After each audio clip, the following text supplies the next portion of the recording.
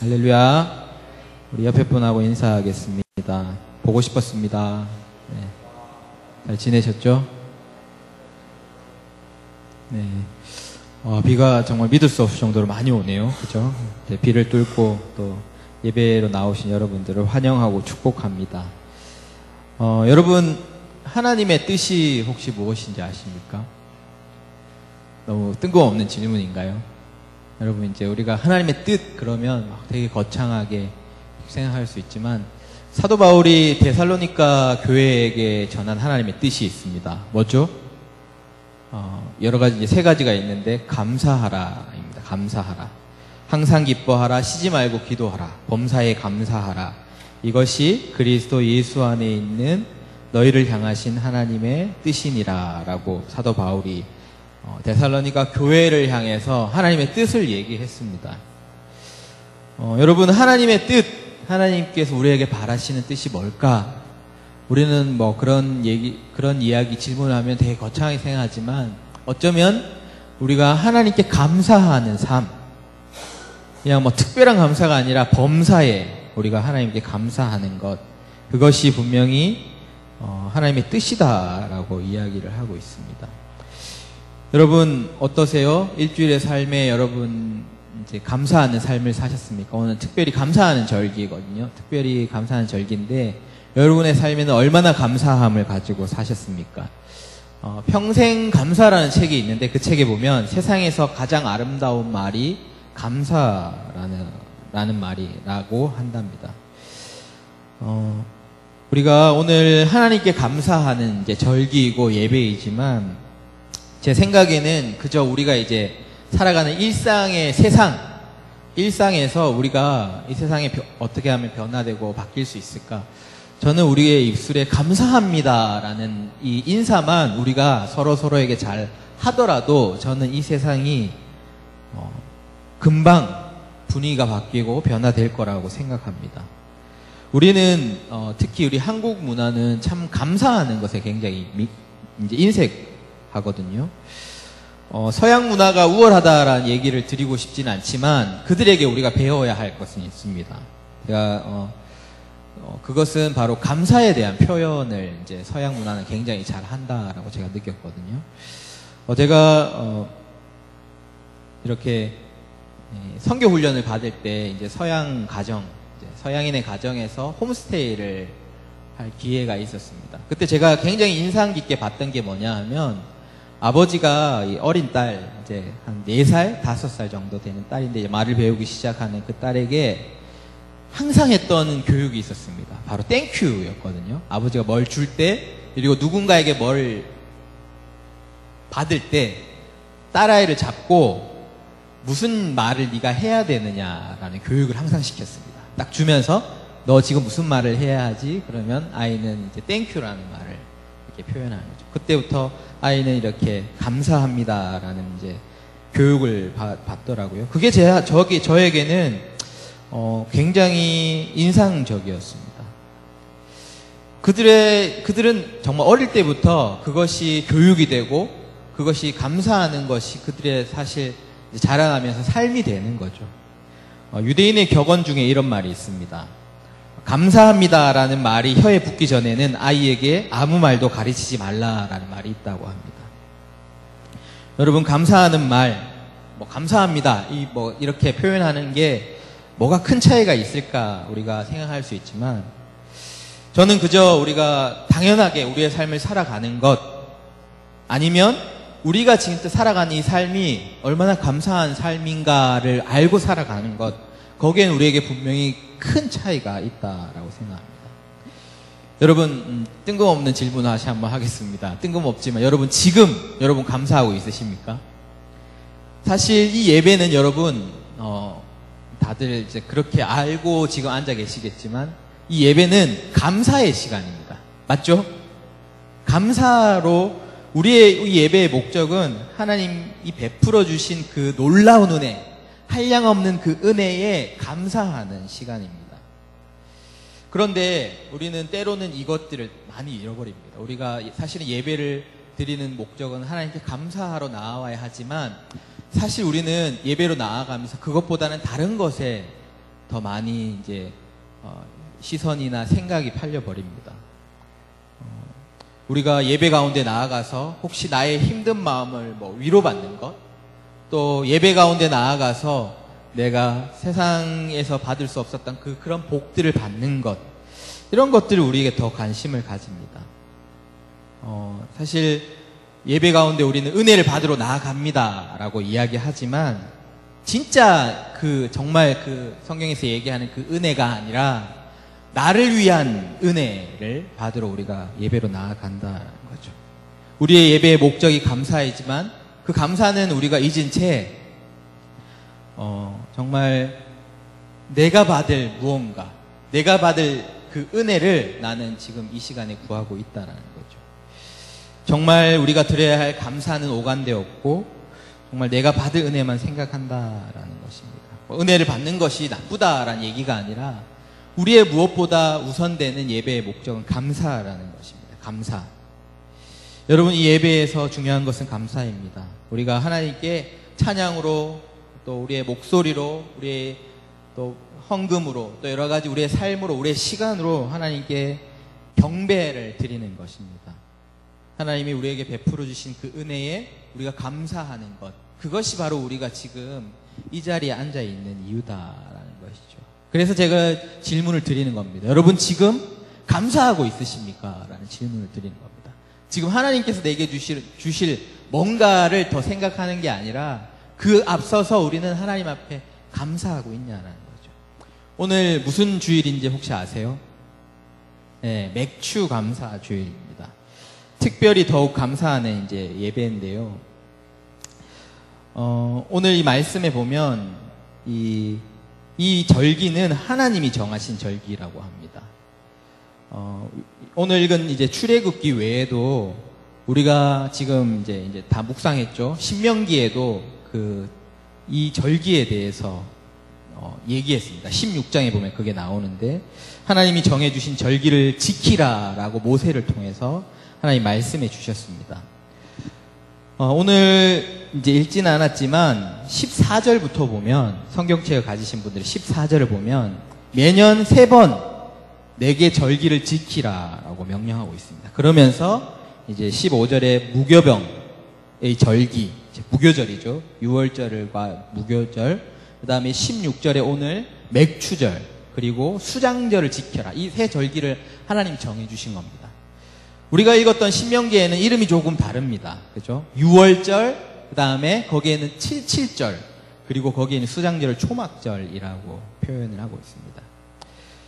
오늘 우리가 드린 이 맥추절은 이스라엘이 광야의 이제 시간을 지나서 약속의 땅에 들어가서 그 시간을 마감하고 이제 약속의 땅에서 농사를 짓습니다. 그 농사를 지어서 거둔 곡식을 가지고 하나님께 드리는 그런 제사를 드리는 절기입니다. 신명기에서는 이것을 77절이라고 하거든요. 77절.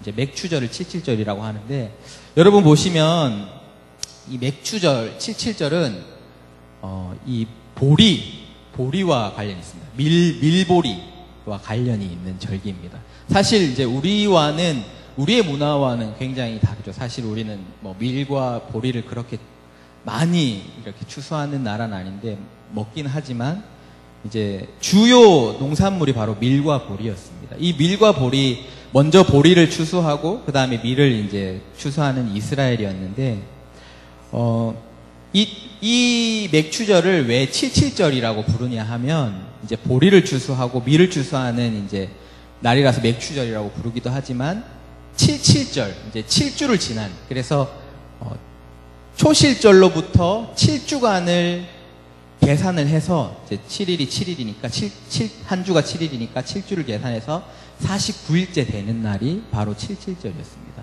그래서 여러분 이제 성경을 잘 아시겠지만, 6월절이 언제입니까? 이제 성경에 보면 첫 달이라고도 하고, 아비벌 14일이 바로 6월절입니다. 이제 출애굽을 했던 날이죠. 그 날이 지나면 일주일 동안 무교절이 시작됩니다. 이제 누룩이 들지 않는 떡을 먹는 무교절이 시작하는데, 이 무교절 첫날이 바로 초실절입니다. 초실절. 안식일이 지난 바로 이튿날, 이 날을 초실절이라고 하는데, 왜 초실절이라고 하냐 하면, 이 보리죠, 보리. 보리를 이제 보리의 첫 추수를 시작하는 날입니다. 그래서 그 첫 추수, 첫 단을 이렇게 딱 추수를 해가지고 하나님 앞에 첫 단을 드리는 그날이 바로 초실절입니다. 그날로부터 이제 7주간을 계산해서 49일이 되는 날이 바로 77절 맥추절이라고 하는 거죠. 이제 이때는 언제냐 하면 바로 밀농사가 끝나는 시기입니다. 보리의 첫 단으로부터 밀농사가 끝나서 그들이 가진 그 모든 하나님이 주셨던 그 결실들을 하나님 앞에 감사하는 시기. 이것이 바로 77절 맥주절이다라는 거죠. 제가 너무 어렵게 설명을 했죠. 어쨌든 하나님이 주신 그 밀과 보리, 그런 하나님의 결실에 대해서 감사를 드리는 절기입니다. 그래서 우리는 오늘 첫 열매를 하나님께 드려서 감사하는 그런 절기다라고 해서 우리가 이 절기를 드리지만 우리에게는 질문이 분명히 생깁니다. 왜 우리는 이 구약의 절기를 이제 예수님이 오셨고 은혜의 시대에 들어섰는데 구약 시대의 그 절기를 우리가 지키고 기억하고 기념하고 우리가 그 예배를 드리는가? 왜 율법을 강조하고 있는가? 왜 우리는 이 맥추절이라는 칠칠절이라는 그런 절기들, 유월절이라는 절기들 우리가 왜 기억하고 알아야 하는가라는 질문이 분명히 들 것입니다. 여러분, 왜 우리는 이 절기를 지키며 기억해야 하는 거죠? 왜 이 구약의 시대, 끝나버린 구약의 시대이지만 왜 우리는 유월절, 칠칠절, 수장절, 초막절 이런 것들을 우리가 기억하며 지키는 것입니까? 우리가 분명히 이제 표면적으로는 하나님이 우리에게 주셨던 그 결실에 대해서 모든 것이 하나님께서 주셨습니다 하는 감사의 표시로 드리는 절기이기도 합니다. 하지만 그것의 이유가 분명히 있지만 그것보다 더 근본적으로 우리가 감사해야 하는 이유가 있습니다. 이 맥추절과 여러 가지 절기들을 통해서 우리가 더 근본적으로 하나님께 감사로 기억해야 할 이유가 있는데 바로 이 절기들, 하나님이 정해주신 이 절기들은 바로 하나님이 이루어 가실 구원의 역사를 보여주는 것입니다. 그림자와 같이 이 절기들을 통해서 하나님이 이루어 가시는 그 구원의 역사들을 우리에게 보여주시고 기억하게 하시는 것이다라는 거죠. 오늘 다 나오진 않는데 레위기 말씀을 보면 하나님께서 7개의 절기를 이제 정해주십니다. 오늘은 이제 6월절, 77절, 수장절만 나오지만 레위기 23장에 보면 6월절, 그 다음에 그 안에 무교절, 초실절, 77절, 나팔절, 그리고 대속제일 초막절 이렇게 7개의 절기가 나오는데 이 절기들은 뭐냐 하면 하나님이 이루어 가시는 구원의 역사, 파노라마와 같은 것들을 보여주는 것입니다. 하나님께서 창조 전부터 이런 구원의 역사를 계획하셨다는 거죠. 그리고 절기를 정하시고 우리에게 하나님이 이루어 가실 일들에 대해서 우리에게 이미 보여주신 것이다라는 겁니다. 예수님의 공생의 시간도 이런 절기와 밀접한 관련이 있고 이 절기를 이루어 가시는 겁니다.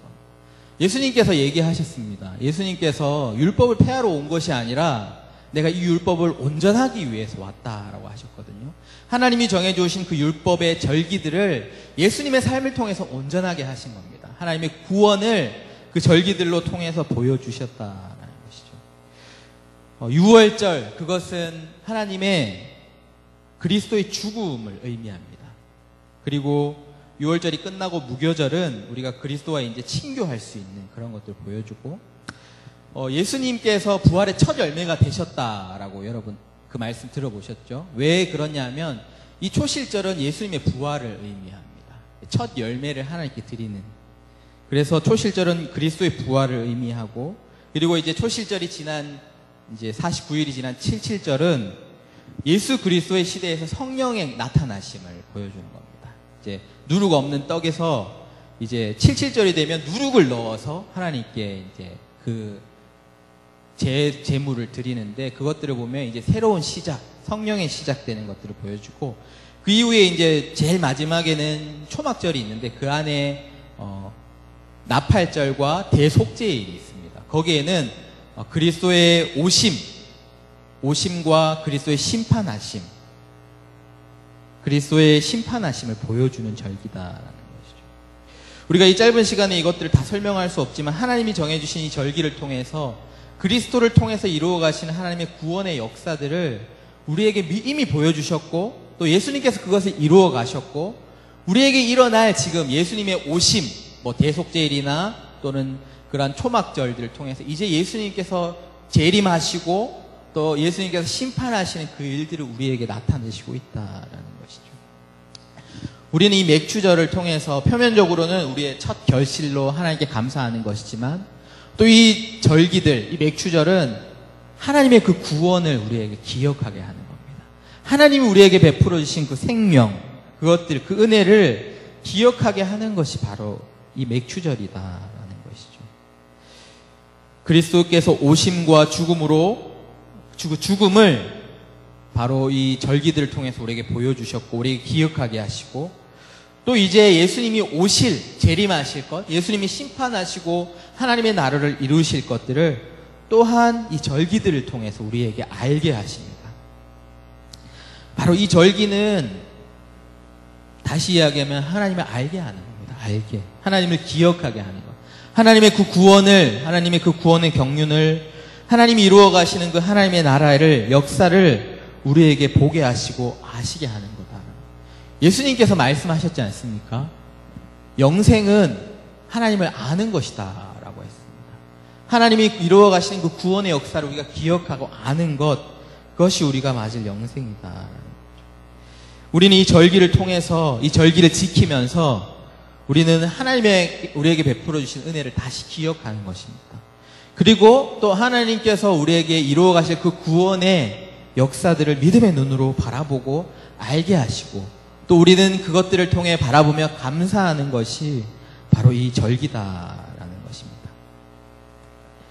이 맥주절, 그저 맥주절은 뭐 한 해의 결실, 첫 열매만 하나님께 드리는 그것이 아니라 그것과 함께 우리의 일상에 하나님께서 주신 모든 것이 하나님 것임을 고백하는 것과 함께 그것보다 더 근본적으로 우리의 모든 생명이 하나님께로부터 왔음을 우리가 기억하게 하시고 알게 하시고 감사하는 것, 고백하는 것, 그것이 바로 이 절기입니다. 여러분, 오늘 맥주절인데요. 우리가 하나님의 그 구원의 역사, 우리가 다시 기억했으면 좋겠습니다. 그저 우리가 여기 당연히 정말 처음부터 은혜 받았던 자처럼 우리가 앉아있지만 우리가 이곳에 나와서 하나님을 예배할 수 있고 우리가 그리스도인이다라고 이름을 가지고 하나님의 자녀로 그 특권을 누리는 것은 예수 그리스도께서 이루신 놀라운 그 구원의 역사 때문입니다. 우리는 이 맥주절을 통해서 단순히 하나님 내게 주신 것을 내가 감사합니다 이것이 아니라 내 삶이 어디로부터 왔는지, 죽을 수밖에 없던 내 생명이 어떻게 회복이 되었는지를 우리가 알고 감사한다라는 것입니다. 여러분은 이 예배를 통해서 하나님께 감사하고 있습니까? 그저 하나님 이번 주는 제게 조금 주셨으니까, 저를 조금 만족해 주셨으니까 감사하겠습니다. 지난주는 제가 감사할 제목이 별로 없습니다. 이렇게 우리가 하나님 앞에 그렇게 질문하고 있지는 않습니까? 여러분, 우리는 이 맥주절을 통해서 다시 기억합니다.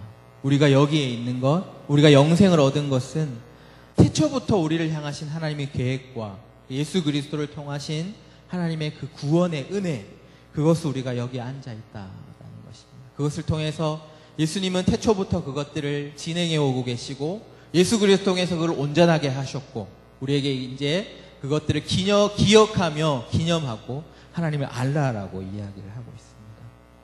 여러분, 이것을 아셔야 합니다. 하나님이 우리에게 베풀어 주신 은혜, 그 은혜를 아는 것이 바로 우리의 영생이다라는 것이죠. 제가 좀 더 강조하고 싶은 것은, 그렇다면 우리는 그 은혜로 살아가는 사람입니다. 그렇다면 우리가 그 은혜를 어떻게 하나님께 갚을 것인가? 다시 이야기하면 이 절기를 우리가 어떻게 지킬 것인가? 라는 질문입니다. 여러분 하나님의 구원의 은혜를 어떻게 감사하시겠습니까? 여러분 어떻게 감사하시겠습니까? 오늘 하나님께서는 이 절기를 이야기해 주시면서 이 절기를 지켜 행하라 라고 이야기해 주셨습니다. 맥주절의 절기를 얘기해 주시면서 구체적인 제물을 어떻게 드려야 하는지에 대해서도 이야기를 합니다. 그리고 오늘 우리가 읽진 않았지만 신명기 말씀을 보면 우리 신명기 한번 성경 가지신 분 한번 찾아볼까요? 신명기 16장 10절 한번 찾아볼까요? 혹시 성경책 가지신 분들 신명기 16장 10절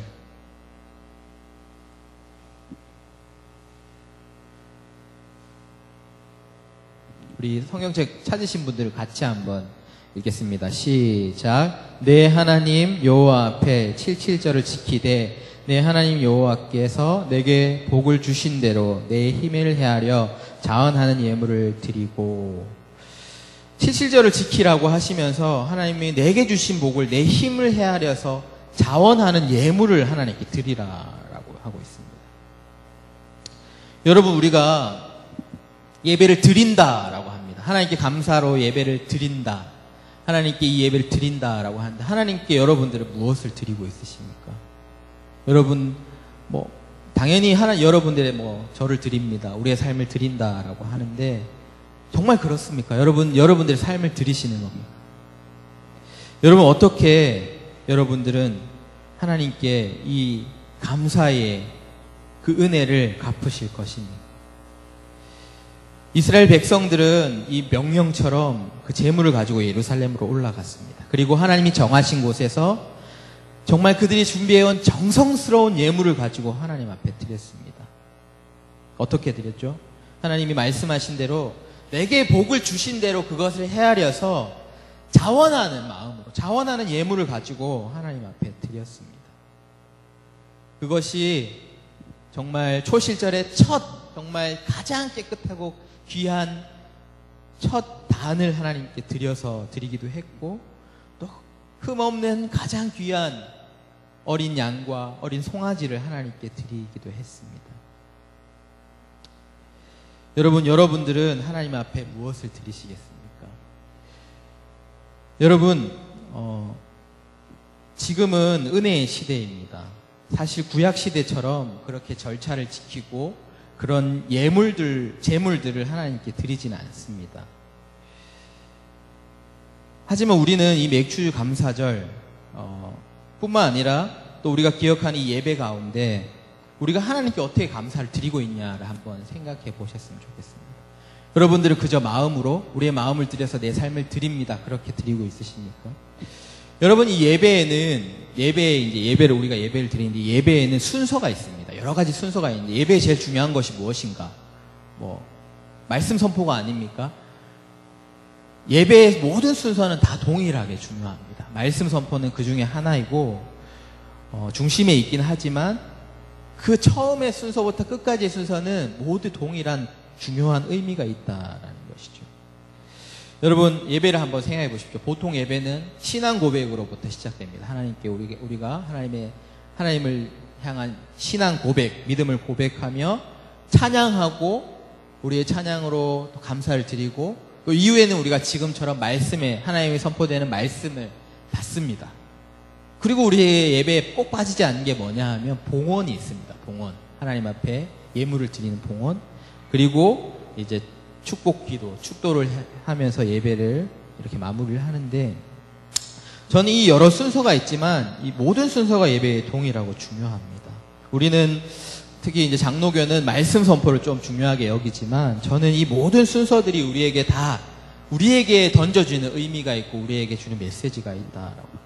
그런데 저는 꼭 예배에 빠지지 않아야 될 것이 바로 봉헌이라고 생각합니다. 봉헌. 예배 가운데 중요한 순서가 바로 봉헌이다라는 거죠.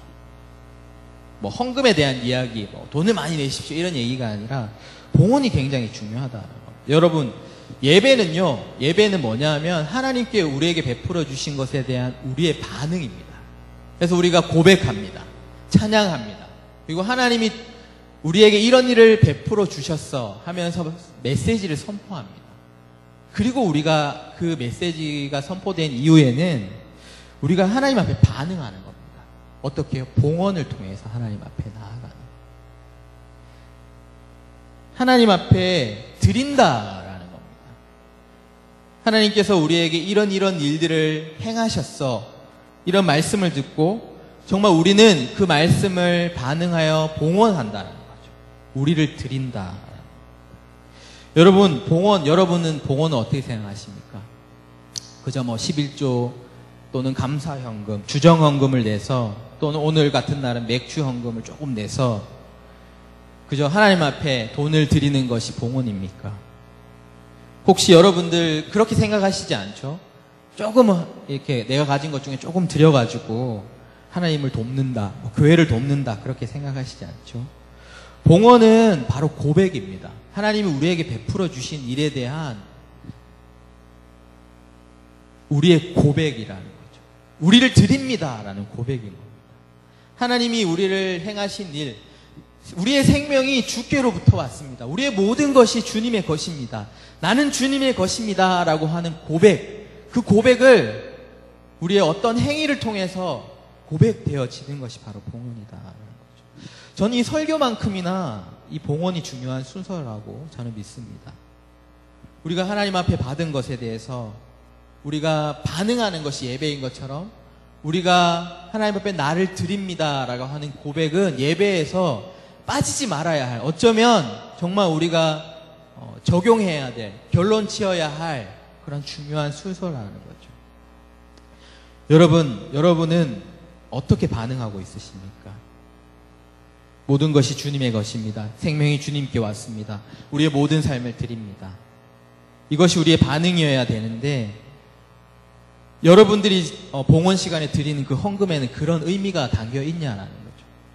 그저 주일날 와서 지갑 열어보고 그저 얼마 있으면 그저 다른 사람들 내니까 내 손이 부끄럽지 않게 내는 것이 혹시 헌금하는 그런 모습은 아닌지.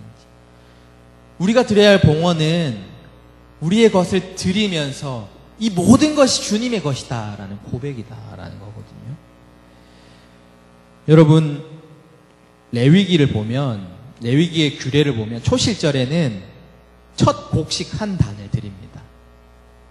그리고 맥주절에는 떡 2덩이와 어린 7마리, 어린 수소 1마리 이렇게 드리는데, 이렇게 어떤 것을 드린다라는 것이 무엇을 말하고자 하는 것이겠습니까? 여러분, 우리가 11조, 감사연금 이런 것들 얘기하는데, 구약 성경에 나타난 유대인들의 사상은 우리가 첫 단을 들여서 일부를 드리는 것이 전체를 대표한다라는 의미가 있다라고 합니다. 이제 초실절에 그런 첫 단을 드리는 것처럼 첫 수확, 그리고 우리의 첫 과실, 그리고 첫 양을 드리는 것, 그렇게 우리가 하나님 앞에 일부를 드리지만 그 일부를 드리는 고백은 우리의 전체에 대한 하나님께 감사를 표현하는 것이 바로 성경의 방식이다. 오늘 맥주절에 드릴 규례도 그런 의미이고, 또 우리가 11조를 드리는 것도 이런 맥락 가운데 있다라고 저는 봅니다. 우리가 일부를 드리지만 이 일부는 하나님께 우리의 전부를 드린다라는 고백이다라는 것이죠. 사실 시대가 변하면서 우리가 성경을 더 잘 알게 되면서 특히 젊은 세대들은 11조에 대한 논쟁을 굉장히 많이 합니다. 이제 얘기했던 것처럼 맥주절도 율법, 구약의 그런 절기고 이제 은혜의 시대인데 그런 것들은 모두 사라진 것이 아닙니까? 11조는 그저 교회에서 재정을 채우기 위해 하는 그런 헌금이 아닙니까? 그러면서 막 왈가불가하고 또 여러 가지 논쟁들을 합니다. 그것을 해야 합니까? 말아야 합니까? 그런 논쟁들을 많이 합니다. 우리는 이것이 율법적인 것이 아닙니까? 하면서 우리는 해야 합니까? 말아야 합니까? 이런 논쟁을 하는데요. 사실 우리는 그것을 율법적이라고, 이것이 폐하여져야 한다라고 이야기하지만 사실 우리는 더욱더 그것들을 율법적으로 접근하고 있습니다. 11조에 담긴, 맥주절에 담긴 그 의미가 무엇인지, 봉헌에 담긴 그 의미가 무엇인지는 우리가 잊은 채 그걸 해야 합니까? 말아야 합니까? 라고 우리가 다시 율법적으로 돌아가고 있다라는 거죠. 여러분 한번 질문해 볼게요. 불편한 질문일 것 같은데 여러분 11조 잘 하고 계십니까? 굉장히 불편하죠? 여러분 감사연금 하고 계십니까? 제 질문을 이렇게 한번 바꾸어서 받아보십시오. 여러분은 어떻게 하나님 앞에 고백하고 있으십니까? 그 봉헌이란 시간을 통해서 하나님 앞에 어떻게 여러분의 정말 나의 전체를, 나의 삶을 드립니다라고 고백하고 있으십니까? 여러분이 우리의 삶을 온전히 드리겠다는 고백, 하나님이 나의 주인이시다라는 고백 말입니다. 우리의 헌금에는 그런 고백이 담겨야 합니다. 그저 주일날 와서 있으면 내고 없으면 많은, 내가 낼 수 있으면 내고 많은 그런 헌금이 아니라, 이 봉헌에는 정말 하나님이 베풀어 주신 그 놀라운 구원의 은혜에 대해 감격하며, 하나님 이것이 일부이지만 내 전체를 하나님 앞에 드립니다, 내 삶을 드립니다 라고 하는 고백이 담겨져야 한다라는 것입니다. 여러분, 혹시 우리가 하나님 앞에 헌금하는 것, 그것에 우리는 아까워하고 있지는 않습니까? 예수님이 참 정확한 말씀을 우리에게 주셨어요. 내 보물이 있는 곳에 내 마음이 있다라고 하시면서 너희가 두 주인을 섬기지 못할 것이다 라고 말씀하셨습니다. 여러분, 하나님이 정말 나의 삶의 주인이시고 내 전부라면 여러분, 그것들이 아깝지 않을 것입니다. 제가 다시 한번 이제 우리 한번 공동체 또 태워주신 교사로서 또 말씀 선포자로서 여러분들에게 권면하는데요. 헌금을 좀 잘 하십시오. 여러분, 제가 봤을 때 우리 공동체는 11조 하는 분들이 많이 없는 것 같아요. 감사현금 잘 모르겠습니다. 네. 뭐 헌금, 교회가 뭐 어렵습니다, 헌금하십시오, 이런 얘기가 아닙니다. 적고 많고의 얘기가 아닙니다. 정말 우리의 봉헌, 하나님께 드리는 그 헌금, 봉헌을 그곳에 우리의 마음을 담으라는 겁니다. 구별하라는 겁니다. 여러분의 삶을 10분의 1, 이것이 단 하나이지만 이것이 나의 전부입니다 라고 하나님께 고백하십시오. 여러분, 그것부터 하지 못하면 우리의 삶은 이미 하나님이 아닌 다른 것들을 주인으로 쫓아가는 우리의 삶이 될지도 모릅니다. 오늘 맥주절에 하나님께서 이런 규례를 지키라라고 말씀하셨습니다.